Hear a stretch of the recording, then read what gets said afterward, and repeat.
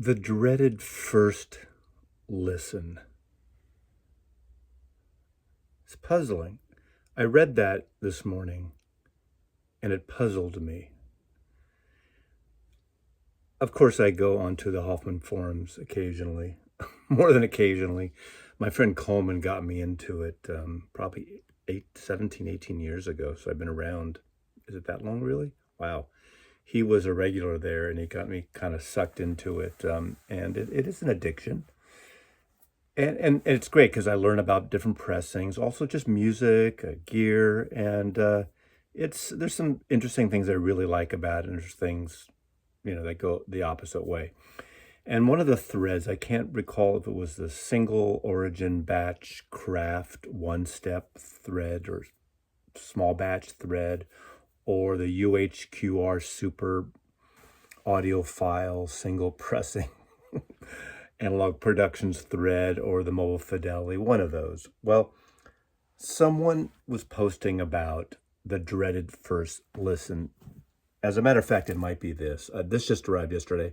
In a future episode, I'll talk about this. I don't know if I want to do a dedicated. I think I'll just include it in one of my Mazzy mixes. This is the single batch Relaxin'. I mean, this is a $100 record, $109 album with a slipcase. At least box set wise, I mean, this is very reasonable, and not price wise, mind you, but design, packaging, doesn't take a lot of space. Unlike this is where I've discussed this ad nauseum, and I've gotten to be, I think, a hashtag of Mazzy hates box sets, single record box sets. Anyway, the dreaded first listen. And I thought about this, and I thought, this is a thing?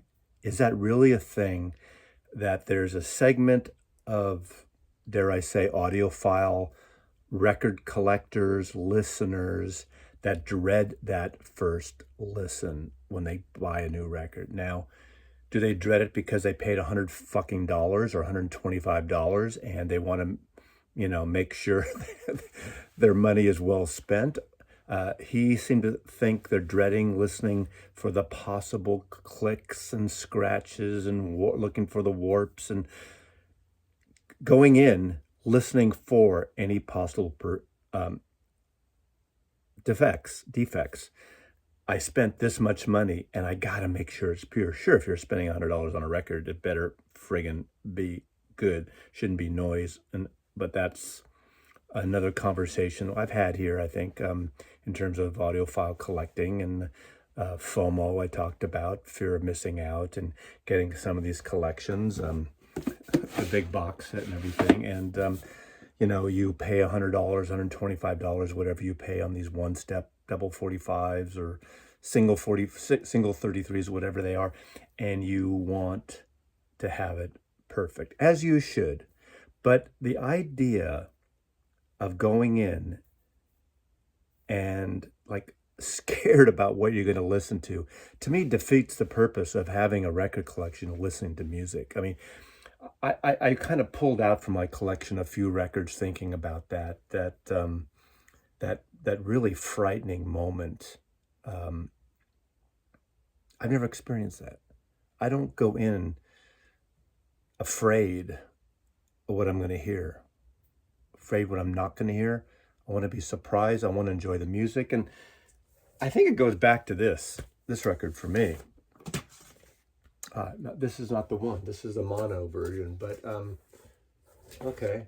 Here is the very first version. When Sgt. Pepper came out, on that, literally the first date, came out in 1967.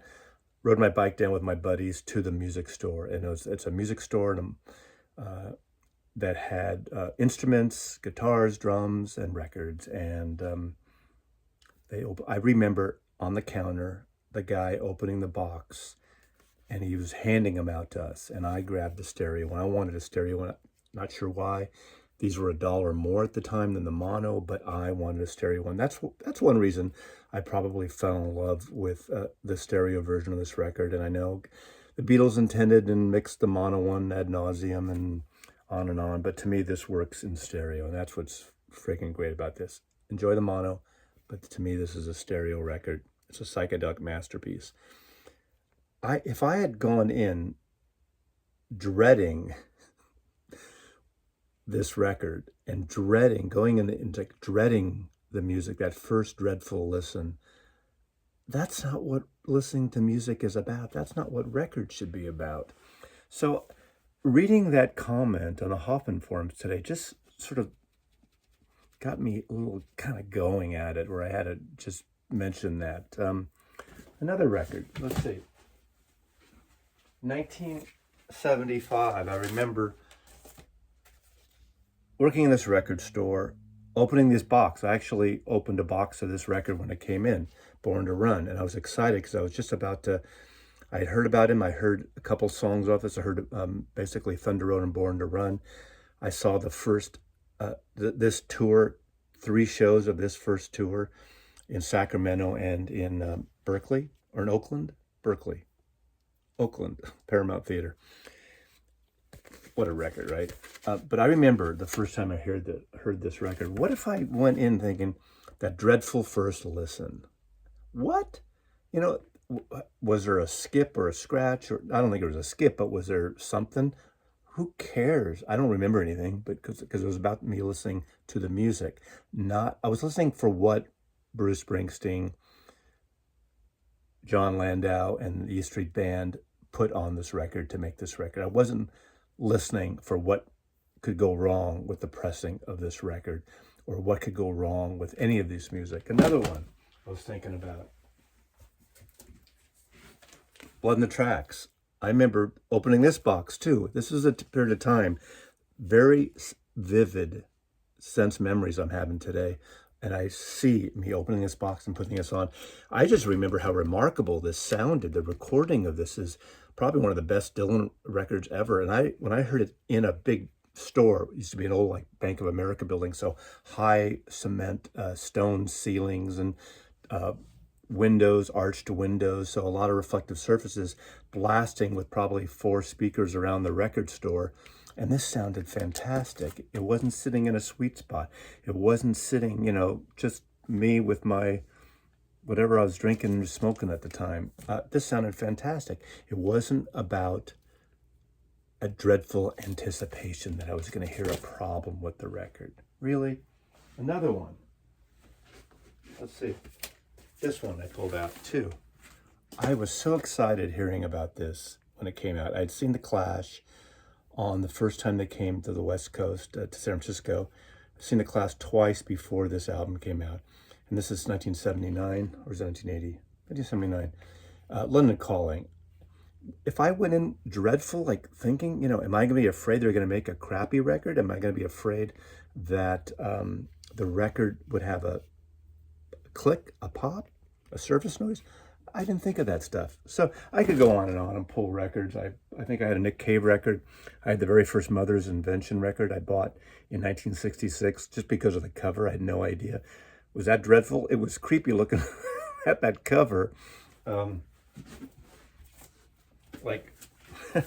album called Freak Out. It wasn't dreadful. I was actually pleasantly surprised when I listened to this, and I cracked up listening to this record. Susie Cream Cheese. I mean, come on, how can you not? But dreadful going in?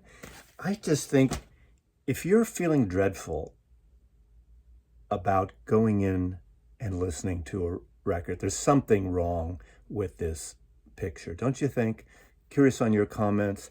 I just wanted to kind of spit this out here.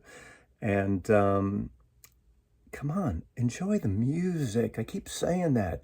Yes, I buy some audiophile and some expense. I never go in for hearing the dreadful. Now, there is that question you could say, well, is it not worth the $100 or whatever I spent? That's a fair assessment. But if you go in feeling that the possibility of a dread and frightened that it's not going to live up to it, that's not, then you should get away from this and run and just stick with the records that are here, not these expensive over-the-top pressings. One man's opinion, in my honest opinion, I was told also on the Hoffman forums that that's what you should say, because people don't realize when I'm saying it, it is my opinion. Mazzy loves you. All right. Now, this This is the way you hear a record from the 60s, a real rock and roll record. This is the way it should sound right here.